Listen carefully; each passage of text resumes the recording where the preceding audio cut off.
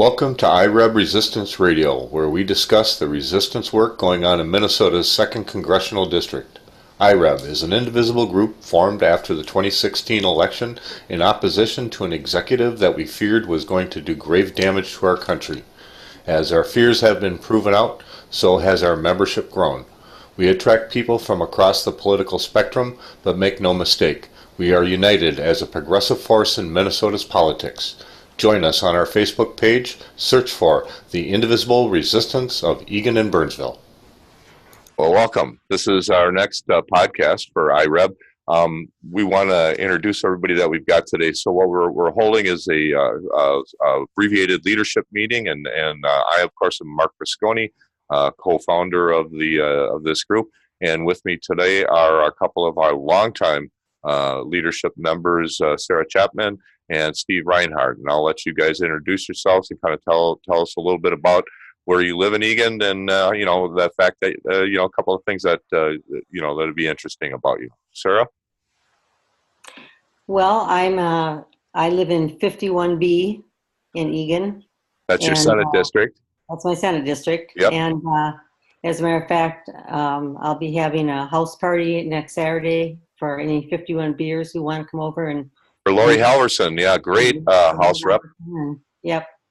And I've just been involved with this for the last couple of years, like everyone else, going nuts about the politics that are going on in our country and hoping to have some effect and make some good changes. All right, thanks, Sarah. Sarah's been the heart and soul of our organization since we began. Another one, Steve. Steve and Sarah actually at our first meeting. The three of us go back to the beginning. Steve, why don't you introduce yourself to our members so they know a little bit about you? Sure. I'm also in 51B. I've been involved from the outset. I've written some letters to the editor. I have strongly held views about giving all kids a chance to grow up into a good environment, both educational, et cetera. And seems like we're not doing that to the extent I believe we ought to. So it's great to be able to work with like-minded people like Mark and Sarah and others to make a change in our local political environment. Yeah, and Steve has been an anchor to our team as well. He's always a very considered person. I always like listening to Steve's opinions. He has just a way of thinking through things, and I think he'll appreciate that too. So why a podcast? And what are we doing here? So membership will know that we haven't had a regular membership meeting in some time. We have a lot of activity going on now with the campaign spinning up, and most of our members, thankfully, are out busy helping candidates get elected. And I want to thank all of our members. I know we made a call several months ago for folks to get outside of their comfort zone and get out and do that door knocking and make those phone calls and send money in and host the yard sign or house party like Sarah's doing. We need that, and then that's how we're going to turn around our democracy. And you guys answered the call, because every time I see a picture of something that's going on, and that's my dog Bernie. Every time I see a picture of something going on, I see one of our members there, and I am so grateful and so proud of the work that we're getting done and the contributions we're going to make. Because I was talking to someone about this today. And we're talking a little bit about what Obama thinks about this, but the times that we're in, these are not ordinary times. These are special times that we're in, and history's going to remember the people and the work that they did. Those that paid attention to what was going on and stood up and started contributing. And I want to thank all of you for doing that. And so, being mindful of your time, what we did is we took a look at ways that we could still inform you and keep us connected as a community, but make it as easy and as quick as possible. So condensing down what we're working on and things that you need to know to a 20-minute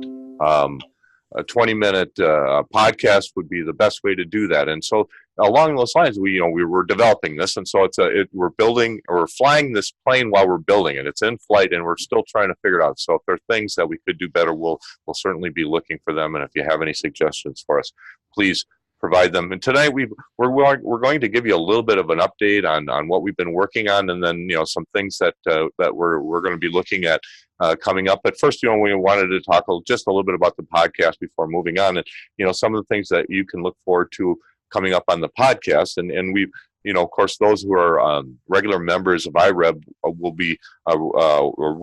remember Dave Rudd and James Kaufman's contributions with the legislative updates. We're going to ask them to come on and provide an update similar to that with us. And also, some folks know the CD2 Action website.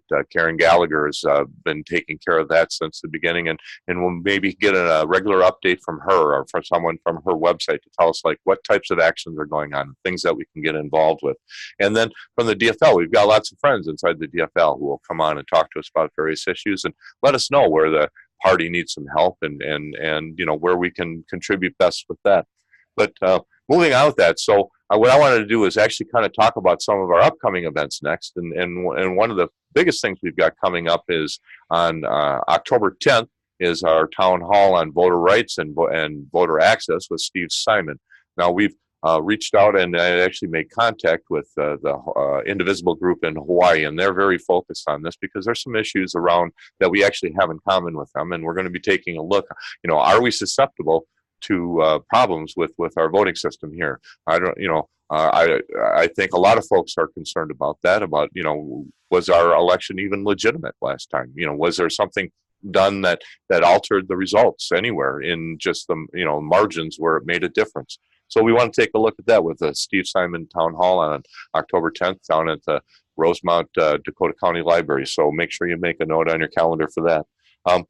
We also are starting to work with new groups. There's new groups that are coming into the area that have political agendas, and they're looking to connect up with resistance groups. One of these is Save Our Care. They're a group that are interested in saving the advances of the Affordable Care Act and, you know, defending it against further attacks from this extremist the Republicans, what they're trying to do to it. And so we can expect to see some energy coming into our group from them. And some of the things that we'll be doing with them is, you know, in improving and increasing our letter to the editor campaign. I know we've done a lot of letter to the editor, and again, I want to thank all of our members. We see them, you know, almost weekly. We're gonna step that up. We're gonna start sending more letters, and they're going to help us with that. We're going to be doing. This is a big thing too, so I need a lot of our members to start thinking about this. Personal video testimony. That's something it's a big part of telling our story. And one of the things that makes us different from the other side is our authenticity. We have real people telling real stories about how we want things to be done. We're not making things up. We're not creating fake news. And so what we need are real people who are willing to tell their stories. And we are going to need stories around people who are affected by this attack on the Affordable Care Act. We're going to need, you know, stories about people who are affected by all manners of ways that these Republicans are trying to destroy the government that they, for whatever reason, want to see fail. And so as we go forward, there's going to be a lot of asks of our members. And one of the things that's made IReb a special group is that we're the type of group that is here for people who just aren't about door knocking or phone banking. They want to contribute in other ways. You might even be doing that. And a lot of our members are phone banking and door knocking away, but they also like doing the other things. They like the picketing, and they like the phone calling, and they like the town halls, and so we're going to be offering a lot more opportunities with that coming up with some of our new partners. Hey, Mark, you know, it might be worth calling out, you know, sometimes people say, oh, well, you know, I'm uncomfortable just resisting and, you know, what are we actually for? And I think, you know, the healthcare thing is a great example to me of one of the things we are for. Is we want everyone to have healthcare coverage and healthcare coverage they can use. And you know, that's not a pie in the sky thing. That's you know, we are an extremely wealthy country, and all the other countries that are as wealthy as we are, or close to as wealthy as we are, do that. And that's a thing that I think we all strongly advocate. We have minor disagreements about it, what the best way to get there is, but everyone should have healthcare coverage. To me, that's, you know, why should any kid grow up in this country not having access to healthcare? That is something we strongly are advocating. We're pushing for in a positive way. Oh yeah, I completely agree. You know, the last time that I actually got to talk to Jason Lewis was at the parade, of course, last year, and you know, and I mentioned something in front of his friends, and I got a sense that I got some agreement from those Republicans that nobody voted for this guy to send him to Washington to give us crappier health care that costs us more money. I don't care, Republican, Democrat, nobody wants that. And so what we all want is we want a better healthcare system that makes more sense, but of course is, more efficient. I mean, when you take a look at the numbers, and I mentioned this in the last podcast, and I don't want to be a broken record here, but if you take a look at what we're spending in a per capita basis, the next most expensive country is Japan, which spends 50% less than we do, and they get far better outcome than we do. So, to say that the money isn't there is just silly. There's plenty of money there to have better healthcare without having to cough up more money out of our own pockets. And so anything that, tells you that's what's going to happen, it's just propaganda. But yeah, you're right. I think that's a great way to say who we are. Speaking about the resistance thing, that's that's been a part of our name, and we discussed that back and forth whether or not we should drop that. But I think it does show that we are positive about something when we stand up and say we're for better healthcare. So I agree with that, Steve. Yes. Yeah. Okay. Let's see. So. Transitioning out of that, some of the reporting, some of our recent topics. Actually, I wanted to touch on some of the things that are going on in the group because kind of talk about them. And one of the first ones was the art sign thing. Do you guys remember that we actually got that link? And I think I got it over here. The Dakota County GIS tool, which was awesome. It allows you to actually in real time, if you're able to remember, or if you're driving around with internet access, you can actually take a look at a sign and determine whether or not it's on private property or on state property. And we were finding that for whatever reason, the Republicans were having a hard time getting their signs onto private property. And we actually had a lot of success in getting a lot of signs removed. And I thought that was a lot of fun because I don't think, there was ever an effort like that in previous years. And when we were talking about, how IReb is a way for us to do additional things, it was kind of a spontaneous thing. But I think it achieved some really great results. Jim Johnson, a guy that's real active in our community, reported I think they removed 9 signs in one day. What do you guys think? Anything? I think that's a perfect a perfect example of our resisting Yes. cheating, resisting fraud, resisting underhanded, backwards ways of people getting elected. Yep. Yeah. Just call them out every time they cheat. Just call them out. I mean, that's the only way we, and kind of tying in with the recent, the spy inside the White House who's resisting. That's not the way you do it.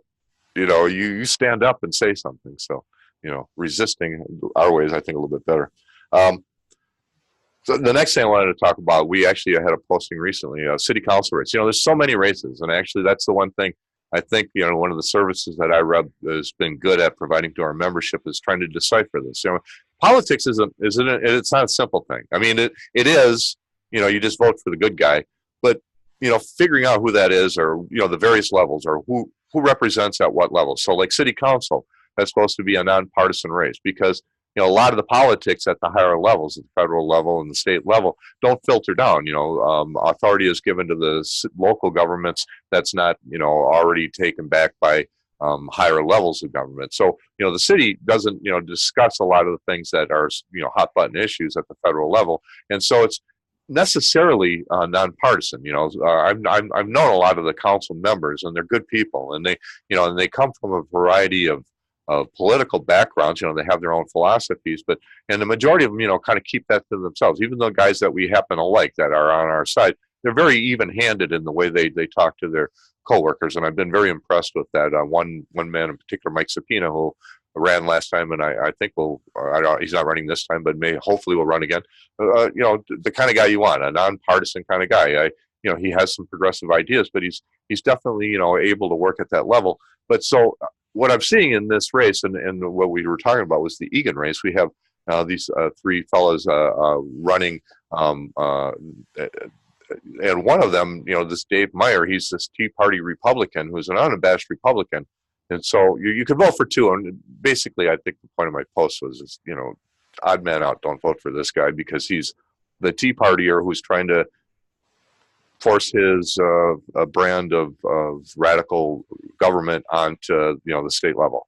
And so we need to be careful with that. And I don't know. What do you guys think? Did you have any opinions on that? It's so hard to take the time and find information about specific, levels of government, the school board, the city council, the judges, that type of thing that you're expected to vote for. And I've known a lot of people who said, I don't know who any of these people are, so I just don't vote for them. Yeah. And but it is important. It's really important that we Got to sort that out. people who have, common ideals as us and values as us into every level of government. Well, I hope our members and I hope we'd like to keep having those conversations so that we can just in a sane way kind of sort out these people and talk about the different levels of races, just for the people maybe like hoping for some clue because they're walking into the ballot box. When you take a look at, if you do the thing on the Secretary of State's website, what's my ballot look like? The general election ballot is pretty lengthy, and so having a little bit of foreknowledge is going to be good to go into this thing. So. I'd like to work on that. And I want to get to Steve's topic real quick. So the last thing I wanted to cover real briefly was the speech, Obama's speech at the University of Illinois the other day. It was the first time that he made a political speech about President Trump since leaving office. And it was an hour long. And I had a chance actually this morning to finally listen to the whole thing. And I would encourage anyone who has a spare hour to listen to our president speak about the situation that our country is in right now. One of the things that I've always been careful of is being too over the top about what type of trouble we're in. And so I quietly listen when I get a chance to listen to men like Joe Biden or President Obama, and I listen for the cues. And President Obama didn't pull any punches.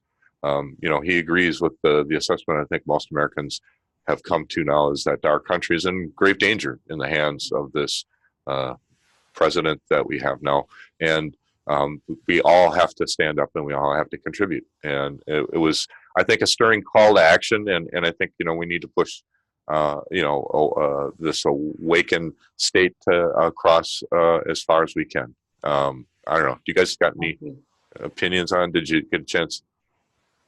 I heard most of it, bits and pieces, not for beginning to end, and I was just so happy to have him back because he makes so much sense and he's so respectful, and he's stepping out of what typically presidents do once they've moved on and somebody else has been elected, and but he's doing it because he knows that it needs to be done, and I'm hoping that he will help get people out to vote.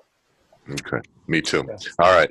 And I thought I heard several comments this week that the funeral memorial service for John McCain last weekend, where both Bush Jr. and Obama spoke, gave eulogies for him, was a kind of a wake-up call to especially Republicans who are in the administration and maybe just kind of trying to ignore all that gink that's going on, and it kind of called them to, maybe awaken them, call to arms to those people to say, hey, we really have an unusual thing here in our American political system, and to just kind of idly let these things get destroyed and diminished is not a good idea. And I thought that was a really, it was a gift from John McCain to the country. I mean, he planned it that way, and I thought it was very effective. I wound up wondering whether the anonymous op-ed writer for the New York Times, whether he might have been provoked to do that by that service. I thought it was, and to me, Obama is an extremely effective spokesperson. He knows what's going on. He sees what's going on, and he doesn't go in for the over-the-top statement. So it's really hard to go back and pick nits, because he's staying. I mean, he's calling a spade, but he's also pretty much staying, with stuff that is clearly demonstrable, clearly provable. So it's very, very strong to stand behind. Yeah, I think he took his position as the leader of the resistance yesterday.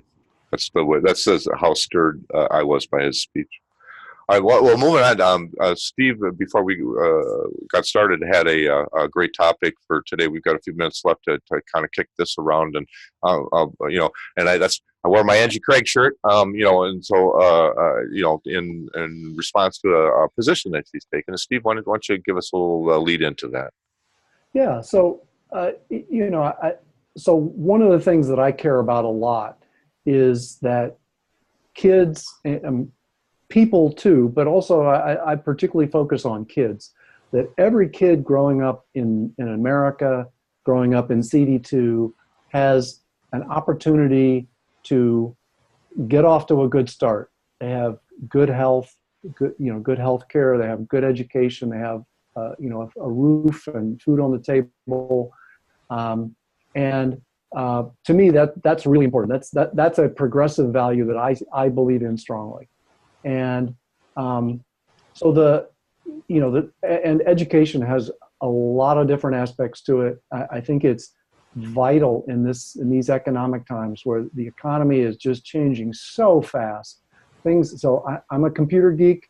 Things that were not even really thought about 10 years ago are now critically important to know, to be able to keep your way, my way and other tech geeks, to keep our way in our industries. And so just the importance of education, whether that's, pre-kindergarten, kindergarten, elementary, secondary, post-secondary, is just extremely important. I believe lifelong learning is going to be something we're going to have to do for all of us to remain contributing members of our society and be able to make our way economically. And I thought, so Angie is taking a position on, pointing out the need for vocational training, as well as, a lot of kind of the standard thing for many years has been, oh, well, you go to school, you get to high school, and if, you should go to college. And college is right for a lot of people, and hooray. But it's also not really the right thing for a lot of people. And there are lots of skills. So again, I'm a computer geek. I've worked for computer vendors most of my career, and there are people who go and fix our computers, and most of them have college degrees. Not all of them. That you could make an argument they don't necessarily need a college degree, and so this push for vocational schools and technical training in an ongoing way. There are a lot of people who are probably 40, 50 years old that they started doing what they were doing out of high school, some kind of vocation, and the world has changed. Robots are much more effective than they used to be. So there are a lot of jobs that humans don't do anymore, and there will be more.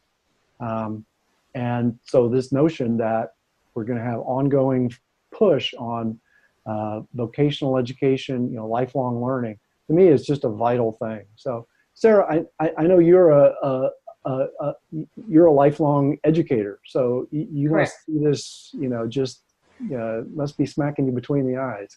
Yeah, it's it's a big topic, and there's so many aspects to it, and my head just swims with all the different ideas and things around vocational education or technical education. But one example today, I was working at one of the Moms Demand Action booth at the parade, or the carnival and parade over in Burnsville, and there were a couple of young gals there who have children, and one of them was talking about her little boy in kindergarten, how they had robots and were teaching them how to code in kindergarten, beginning coding skills. Wow. And so, how education looks and what kinds of skills students need to learn right from that kindergarten and probably even preschool on is very different, and it's ever changing. And there's the kind of the traditional path, and that involves literature and of course basic skills and whatnot. But so many students get to high school and they don't feel as though they're going to be a success unless they go on to college. And the ones who don't feel they can do that or don't want to do that oftentimes end up with no plan when they leave high school. And so I guess I would push for every high school to ensure that every student before they leave has a plan. Whether or not they follow that plan is up to them, but rather than them only pursuing, college applications.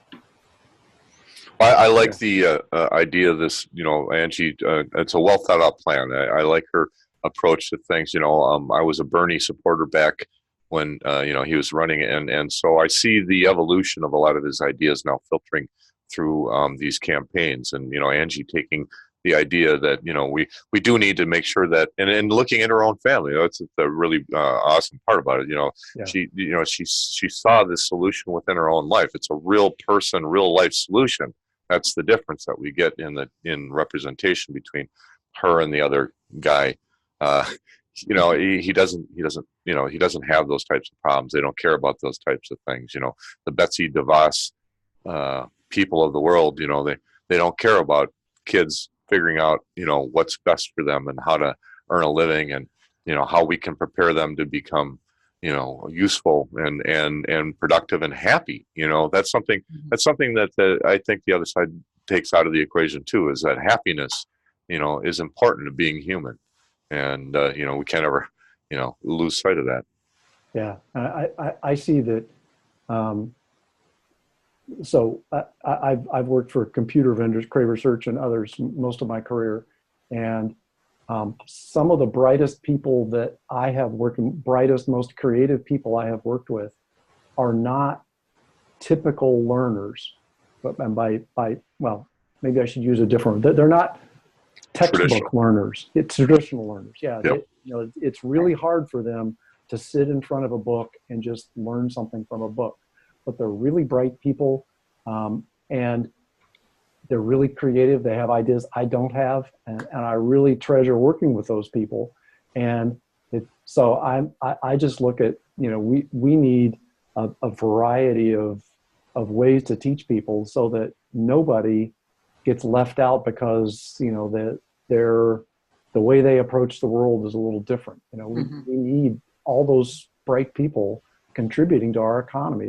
To me, that's one of the ongoing strengths of America as a country, is we take all comers, tall, short, wide, thin, whatever. And when they have skills that can contribute, that's what we are as a country. And so to me, it's really important that we have a range of, we support a range of, styles. Well, thanks, Steve. We've kind of reached the end of our half an hour, and we want to respect people's time. So we're going to call it an end. And thanks, everyone, for coming and listening to our podcast. Hopefully it was useful and informative to you. Sarah, you want to give us a shout out for your